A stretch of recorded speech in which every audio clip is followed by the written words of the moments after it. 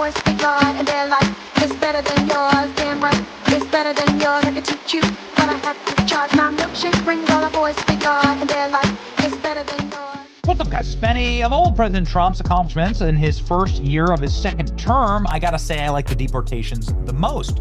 President Trump has deported more people in the first 9 months of this administration than any president in history, and it's the self-deportations that I like the very most, especially of the insufferable libs who want to leave this fascist dictatorship for places like Italy, who of course has no history with fascism at all. Jimmy Kimmel got his Italian citizenship. Ellen DeGeneres has left America permanently for the United Kingdom. Not very diverse, Ellen. Dylan Mulvaney, gone for good. Courtney Love joins a huge list of stars fleeing America because of frightening Donald Trump. Relocated to the UK. You notice how they always relocate to the whitest possible countries. Isn't that amazing? Barbara Streisand, Cher, Sharon Stone, of course, Rosie O'Donnell, to Ireland. Got it? Got it. But some, ladies and gentlemen, have chosen Africa. And there are very unique results to Grammy Award-winning pop stars like Kelis, I think that's how you pronounce it, don't really care, moving to Africa. I'm in Africa. I'm farming. I'm living and I'm growing a business.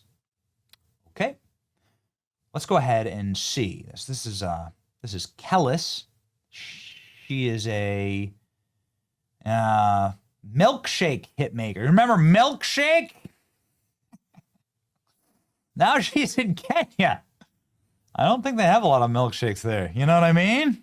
And she's crashing out, actually, over how tough life is there. She owns 150 acres near Nairobi, and she's trying to make a luxury resort and farm. Okay, you know what? Go live your life.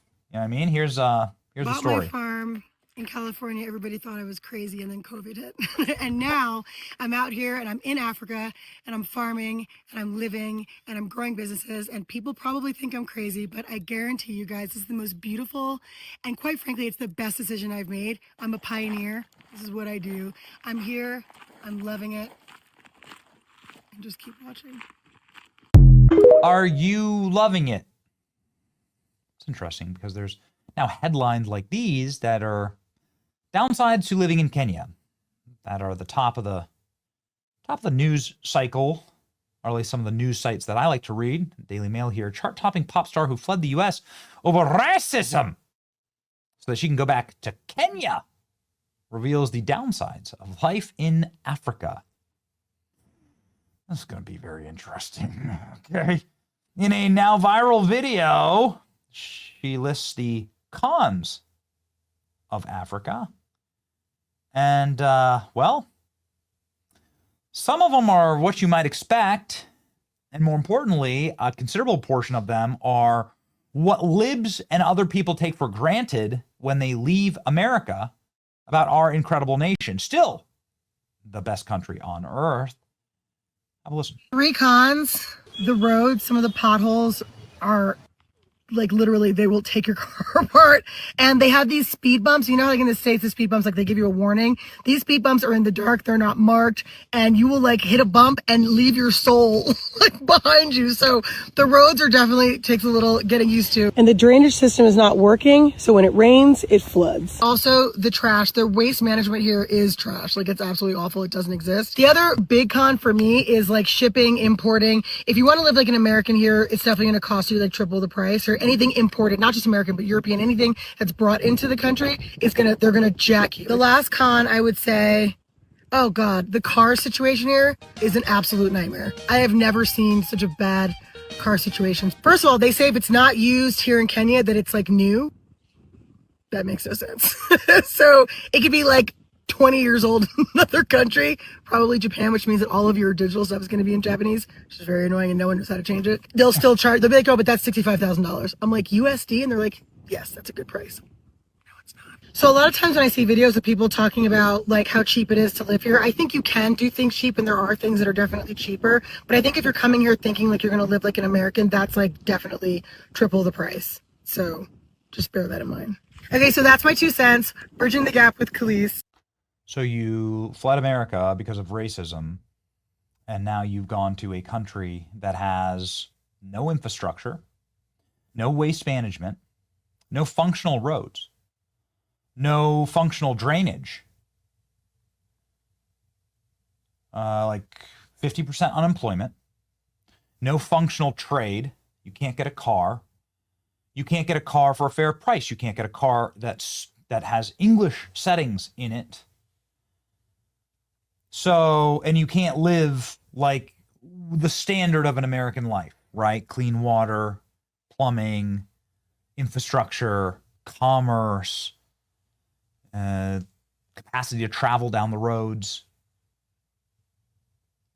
safely and effectively and efficiently, the managing of a business. Okay. Well, that's because you chose to flee to the third world, right? And that was a choice that you made. But nobody's going to feel sorry for you. This is a problem throughout Africa, by the way. No waste management, no infrastructure, no modern anything. Really, it's a total nightmare. But hey, look, they have zebras, and you can get your omelet or whatever and drink your coffee there. So good for you, I guess. I like when it comes to people like this, at least you're like living out your value system, right? If you're like, I hate America, I'm going to go someplace where there's no racism. Well, I mean, I don't know. Is there no racism in Africa? I asked Google, what are the literacy rates in Africa? And the literacy rates in Africa are hovering in the 60 percentile. Some countries, it's like 19% literacy rate, being able to read. The unemployment rates in Africa are, of course, extraordinarily high. They don't have really, it's not like real functional economies. They're the kind of stuff that we take for granted, in America. Environmental factors, obviously, are a big deal. Widespread health issues, parasitic infections, food insecurity, negative effect on cognition and development, education. Many areas suffer from underfunded schools, inconsistent teacher training, and lack of learning resources. Poverty and modernization are consistently identified as significant factors influencing the future of Africa and the problems therein. And so, yeah, I mean, you can bring your milkshake to the yard in Kenya if you can make it there with the destroyed infrastructure. And you better not shake too much because there's, going to be no waste management or management at all. I mean, goodness gracious. What a nightmare. Okay.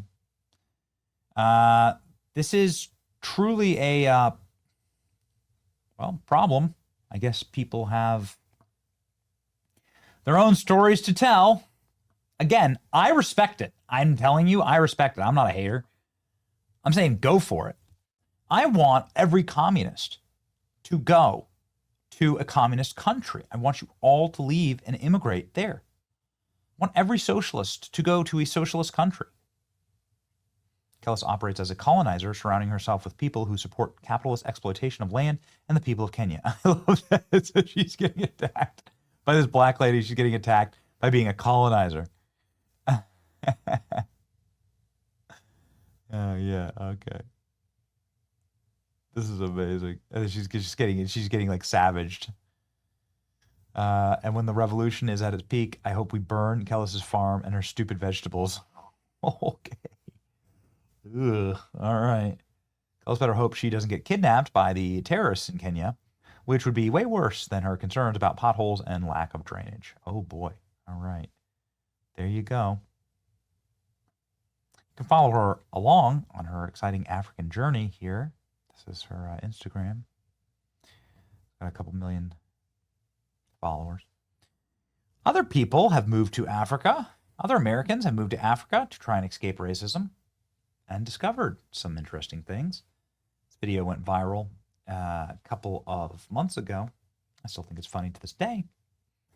Again, I cannot encourage it enough. I'm not a hater of these people. I'm a lover. I'm saying go for it.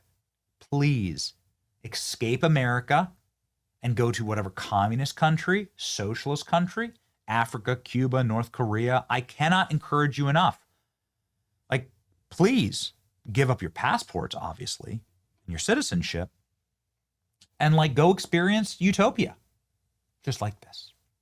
But y'all, I'd rather go back to America and deal with the racism in America before I sit here in Africa and deal with the bullshit bribery, the bullshit fraud, the bullshit scams, the bullshit too expensive, the bullshit not having no snacks, the bullshit not having no food, the bullshit electricity, the bullshit hot water, the bullshit, what's that shit called that be coming down?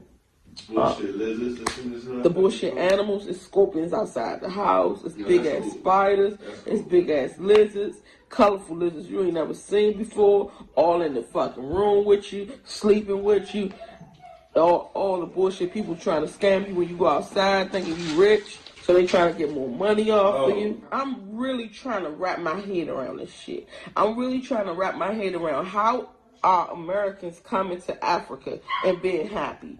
Please comment down below, because for me, I'm ready to go. And I always used to say, if it's up to me, it will be. And I'm going to go out to Africa and make shit happen. No, I don't want to. I want to take my businesses back to America. I want to open up shop back in America, open up my dentist office, and all the stuff that I was going to do out here in America. Steady electricity. And the only time our electricity get cut off is when we don't pay the bill. And we got it so good now, we got prepaid electricity. So if we forget to pay the bill, we put some money on that prepaid thing and it comes right back on in 2 minutes. In less than 2 minutes. This shit right here didn't come on for 14 hours yesterday. I can't deal.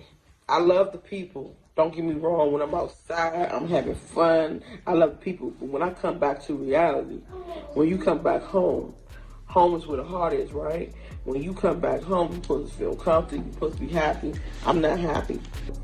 To live in a house where you look outside and all you see is turkeys and ducks and chickens and sheep and old malnourished cows.